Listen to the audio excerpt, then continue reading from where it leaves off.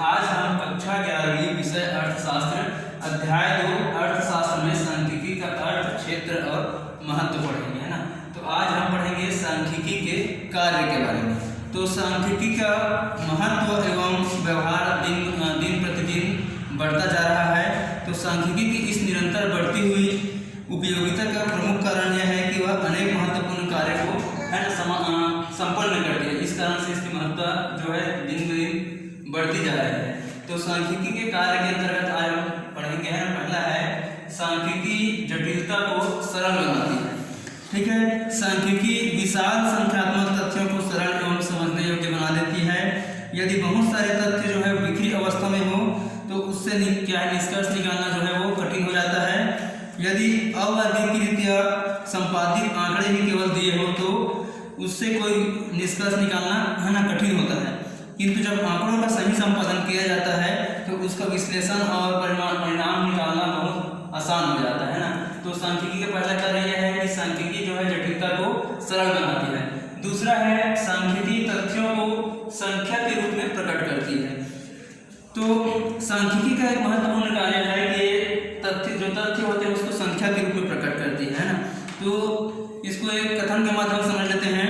इंदौर की आबादी जो है बहुत अधिक है ना। इंदौर की आबादी बहुत अधिक है। ठीक है, तो ये कथन जो है अस्पष्ट है ना और अनिश्चित है। यदि इसी को हम कहें कि सन 1901 में इंदौर की आबादी 12 लाख थी, है ना, तो ये क्या होता है, इससे एक स्पष्ट एवं निश्चित विवरण प्रस्तुत होता है ना। जैसे कहा गया है इंदौर की आबादी बहुत अधिक है। यदि इसको हम निश्चित रूप में कहें तो इंदौर की आबादी सन 1901 में 12 लाख थी, तो ये स्पष्ट प्रतीत हो रहा है ना, क्योंकि बहुत अधिक कोई व्यक्ति या कुछ का अनुमान इससे नहीं लग रहा है ना।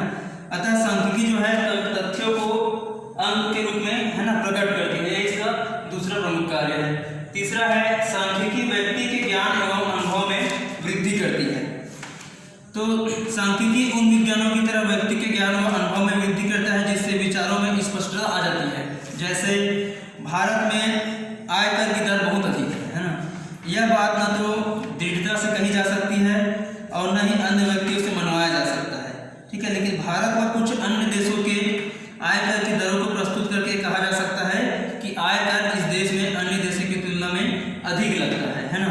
तो इस प्रकार जो सांख्यिकी है व्यक्ति के ज्ञान एवं अनुभव में वृद्धि करती है।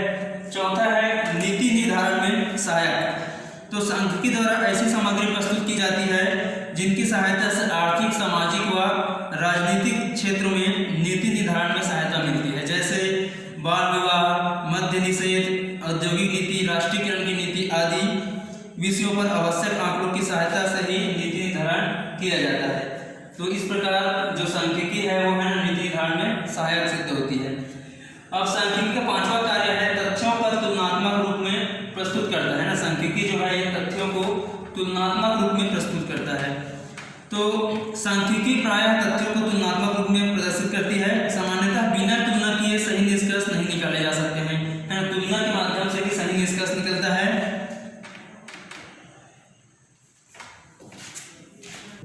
तो सांख्यिकी में अनुपात है, दर है, प्रतिशत है, गुणक है, माध्य है ना आदि के द्वारा सांख्यिकी रीतियों से संख्यात्मक तथ्यों का तुलनात्मक अध्ययन हम करते हैं। तो ये इसका है ना पांचवा कार्य हो गया।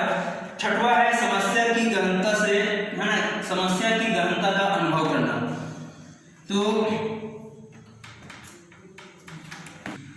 तथ्यों को संख्यात्मक रूप में व्यक्त करने से समस्या की गहनता का क्या है गंभीरता का आभास बहुत ही आसानी से कराया जा सकता है। उदाहरण के लिए जैसे भारत की जनसंख्या 1961 में 43 करोड़ थी, है ना, जो सन 1961 में हो गई 43 करोड़ थी, जो 1991 में 84 करोड़ हो गई। इससे इस अवधि में है ना जो जनसंख्या में वृद्धि हुआ उसका आभास होता है। साथ ही साथ ये कहा जा सकता है कि जनसंख्या में जो वृद्धि की दर है वो अधिक रही है ना। तो इस प्रकार से किसी भी समस्या की गहनता का अनुभव सांख्यिकी के माध्यम से हम कर सकते हैं।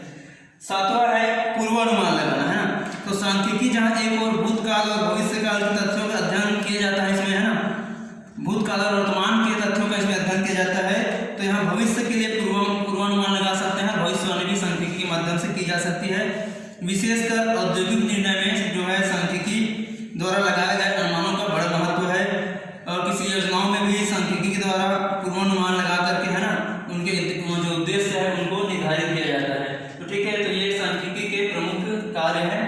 Okay dear students, next video में हम आपको आगे पढ़ाएंगे।